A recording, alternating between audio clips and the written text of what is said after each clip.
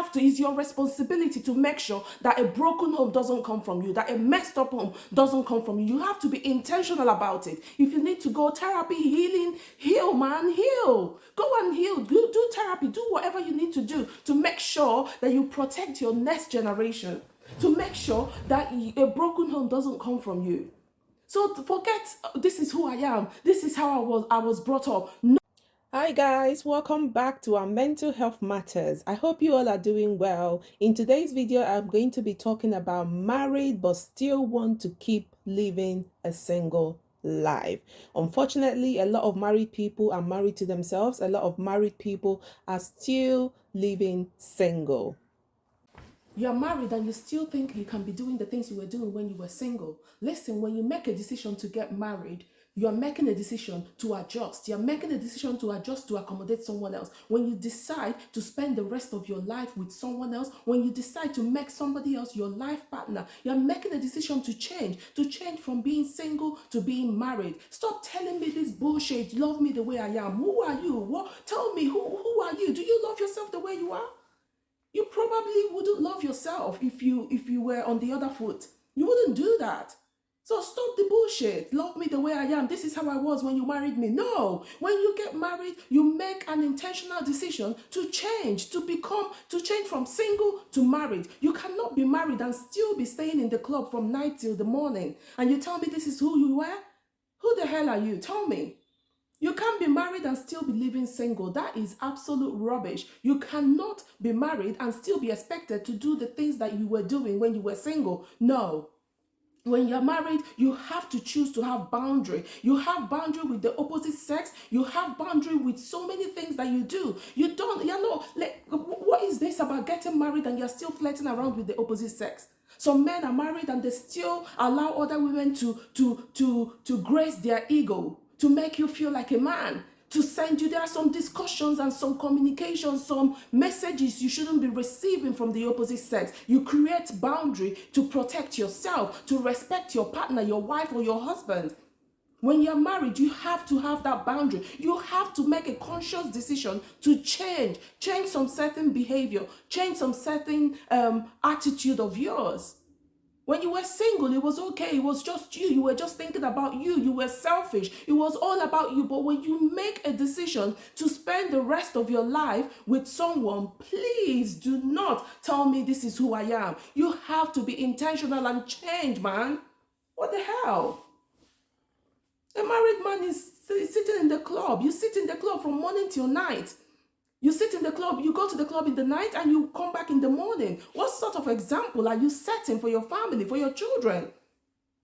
Listen, we cannot choose the family that we are born in. We cannot choose the family that we grow up in. But if you grew up in a messed up family, if you grew up in a broken home, in a broken family, you have to, it's your responsibility to ensure that a messed up family does not come from you.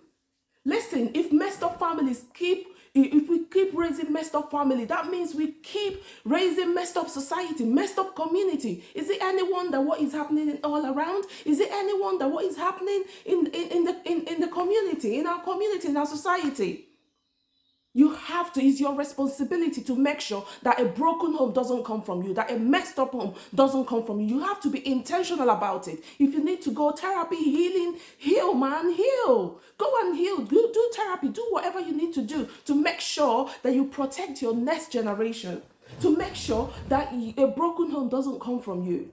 So forget, this is who I am. This is how I was brought up. Nobody was brought up to be sleeping in the club from night till the following morning. Nobody was brought up that way. These are behavior you learn along the way. And you need to learn to drop those behavior and learn what you need to learn in order to accommodate the life that you have right now. Listen, the people that you need to be mingling with, the people that you need to be associating with are people that are aligned with your vision, with your destiny, with your dreams. You cannot be against fidelity and be mingling with people that are against fidelity, that sees fidelity as something boring, that sees cheating as, wow, this is the in thing. You can't listen. The Bible says, show me who your friends are and I will show you who you will become. Did the Bible say that? I don't know. I need to consult my brother on this. Well, I'm not very good with the Bible, but I think the Bible said something in those lines. You cannot be mingling with people that think fidelity is boring. It's a Jew guy thing. You cannot be mingling with those people and think, no, you'll be okay. No, at some point, they will mess up with your mind. They will mess up with your mentality. They'll mess up with your brain. And you find yourself doing those things that your friends are doing. You find yourself living that sort of life that your friends are doing. So when you're married, when you have your values set out, your dreams, your destiny, when you have it mapped out, you need to align yourself with people that are in the same dream with you, that are on the same journey with you. Not people you are saying A, they're saying Z. It just doesn't work. One person will affect the other. That's just the honest truth. And a lot of the time you find that the one that is not aligned to your dream will affect you, and you start thinking like them. Okay? So we need to start making conscious effort in our marriages. Stop all this bullshit. This is who I am. This is how I am. And communicate better with your partner, with your wife, with your husband.